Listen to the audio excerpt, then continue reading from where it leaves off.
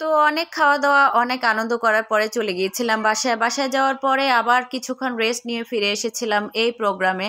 কোন সেই প্রোগ্রাম আপনারা ইতিমধ্যে যারা গতকালকের ভিডিও দেখেছেন তারা জেনে গিয়েছেন, আর যারা জানেননি তারাও আস্তে আস্তে ভিডিওটা দেখতে দেখতে জানতে থাকবেন।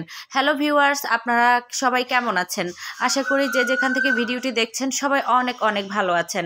আপনাদের ভালো থাকা এবং সুস্বাস্থ্য সবসময় আমি কামনা করি।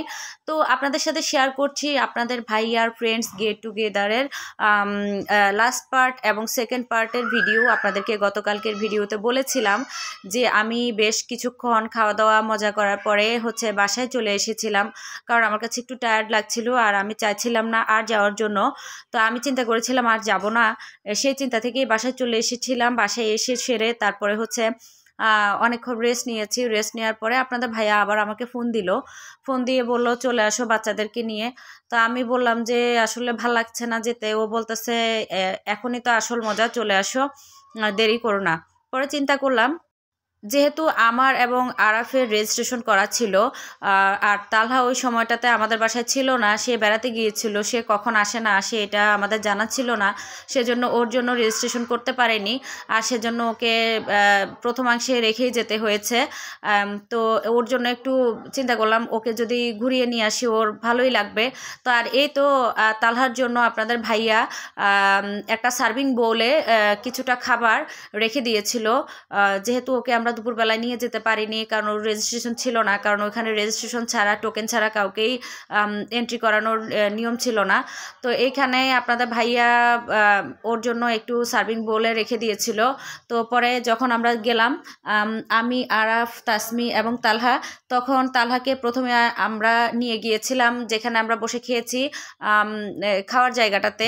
সেখানে নিয়ে আপনাদের ভাইয়া তালহাকে খাবারের জন্য বসিয়ে দিয়েছিল এবং তালহা খাচ্ছিল, আর সাথে আরাফ তার ভাইয়ের সাথে বসেছিল।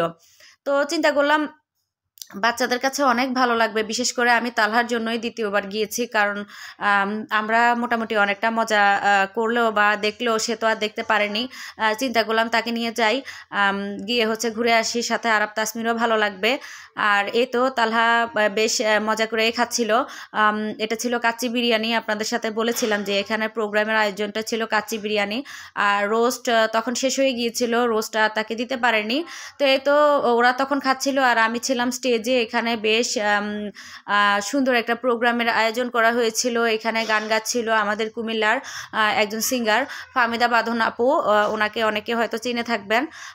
উনি বেশ সুন্দর সুন্দর গান গাচ্ছিল, যদিও আমি একদম শুরু থেকে যেতে পারিনি, তো কিছুটা অংশ পরেই গিয়েছিলাম। তো ওনার গানগুলো খুব ভালো লাগছিল। তো বাঁধন আপু অনেকক্ষণ গান গেয়ে স্টেজ মাতানোর পরে এসেছিল ঢাকা থেকে একজন সিঙ্গার আনিকা। উনি মেবি মোটামুটি রিনাউন্ড সিঙ্গার। আমি আসলে ওনার সম্পর্কে তেমন একটা জানি না, কালকের প্রোগ্রামে ওনাকে প্রথম দেখেছি।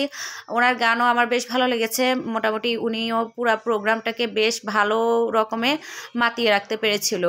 তো উনি মোটামুটি বাচ্চাদেরকে এনজয়মেন্ট দেওয়ার মতো গানই উনি গাচ্ছিল। মোটামুটি যে গানগুলো গেয়েছিল, দুষ্টু কোকিল, লাগে উড়াধুরা, এই টাইপের গানগুলো উনি গাচ্ছিল। বাচ্চারা বেশ মজা পাচ্ছিল। আর তাসমি বুড়ির কথা তো বলেই লাভ নেই, সে তো এমন গান শুনলে ভীষণ খুশি হয়। আর এই তো আপনারা দেখেন তালহা আপনাদেরকে হাই জানাচ্ছে, তালহাও খুব এনজয় করছিল। আর বেবি তো এনজয় করলো, সে এক্সপ্রেশন কখনোই দিবে না, সে খুবই চাপা স্বভাবের, মাশাল্লাহ।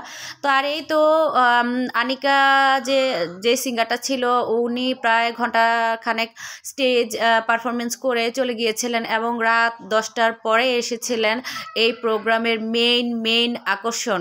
সেটা বাংলাদেশের বিখ্যাত ব্যান্ড আর্ট, তিনি হাসান, এক সময় বিখ্যাত ছিলেন।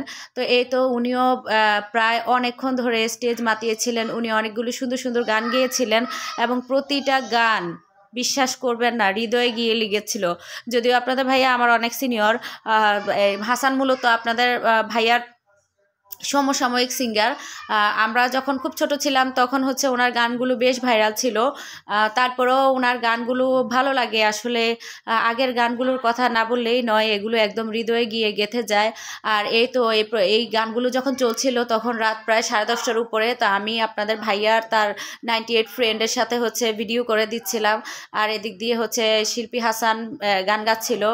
আর তাসমি বুড়ি অপলক দৃষ্টিতে বারবার হচ্ছে ওনার দিকে তাকাচ্ছিল। তো এভাবেই হচ্ছে সেদিনের মতো আমরা পুরো প্রোগ্রামটা উপভোগ করেছিলাম। আসলে এত কাছে থেকে এত বড় একজন শিল্পী দেখার মানে আনন্দটাই আলাদা। তো আমার ভিডিওটা আপনাদের কাছে কেমন লেগেছে প্লিজ কমেন্টস করে জানাবেন। আসসালামু আলাইকুম।